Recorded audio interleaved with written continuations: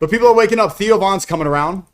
We don't want any data, bro. We don't want any. Nobody wants a data center, dude. Nobody wants it. And the people that want them, to me, bro, they seem kind of evil. It's like, what's going to happen? You know, you fall down and you get a bunch, you know, a bunch of loose data flies out of the factory or something now, and your kid's got, you know, he's got 5 episodes of Dutton Ranch or whatever stuck in his neck or something. It's gotten crazy. We don't want it. Nobody wants the shit. And so here's what I think. I really believe this. I think I really believe it. I don't know, but I believed it yesterday. I believe that some people know how to live forever. They crack the code. And so suddenly... True. Transhumanism, like Jared Kushner, these types, Peter Thiel. Yeah, true. Very spot on. They are developing this. This is the New World Order. Like Theo Von, I like him a lot. He'll say something like this and you're like, wait, what the... What? Here's Theo Von with Kushner and Ivanka. That's, I mean, you know. It's like, he seems like he's really good friends with them. Here's one lunch. Here's another photo. This is a different day. Here's another dinner. Wait, this caption says Theo Von spent the weekend hanging out with Ivanka and Jared Kushner. That doesn't even look like Theo Von. That, I feel like they got this wrong. Wait a second. Wait, look at this photo. That's not even Theo Von. This is just a dude with a mullet. That's not even him, bro. Maybe he was at the bathroom. That's not even Theo Von. That's just a random redneck. But he has met them. Yeah, right here. He's with them. Is this one photoshopped? Or is it, okay, so wait, this is strange. So you have this image here. And then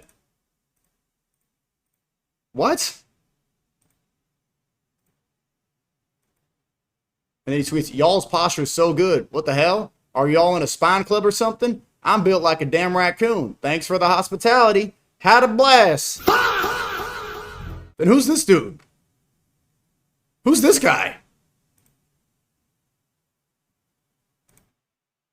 Probably his brother or something. Anyway, I like Theo.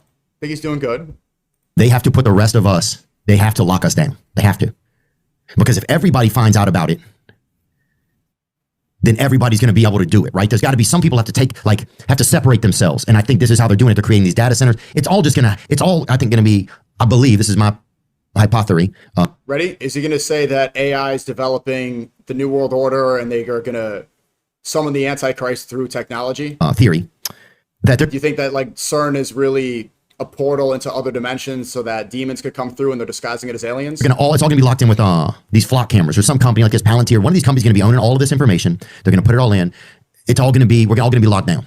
Everybody, you're not going to be able to live or do anything that feels human.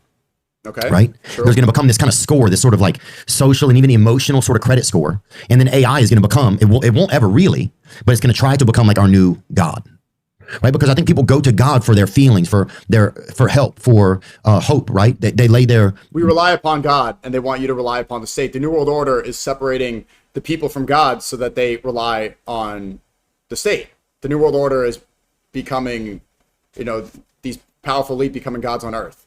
True. That's why it's important right now to pray as much as you possibly can. They're false at the feet of Jesus for hope, right? And it's all good. You're gonna have to like. I don't know about you guys, not to be like all sappy. I do pray for you guys every day. I ain't gonna lie. I do. I keep you in my dua. I've been hitting Fajr every day. I get the 2 rakat sunnah before my Fajr. I keep you guys in my dua. I do.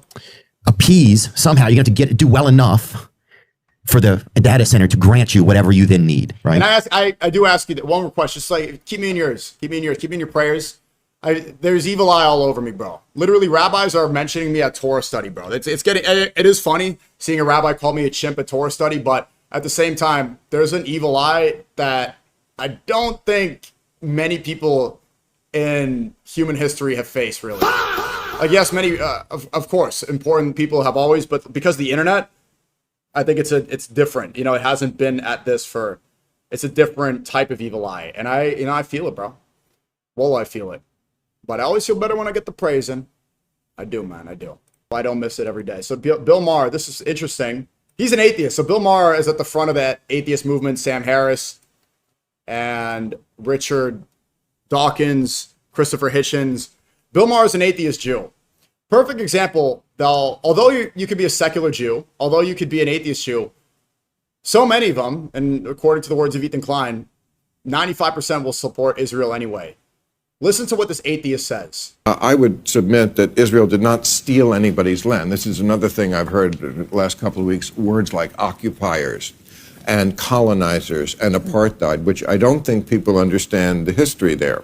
The Jews have been in that area of the world since about 1200 BC, way before the first Muslim or Arab walked the earth, 1,000 years before.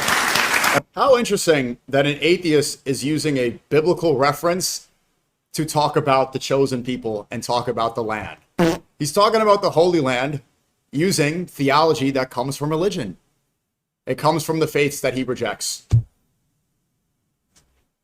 I mean, Jerusalem was their capital.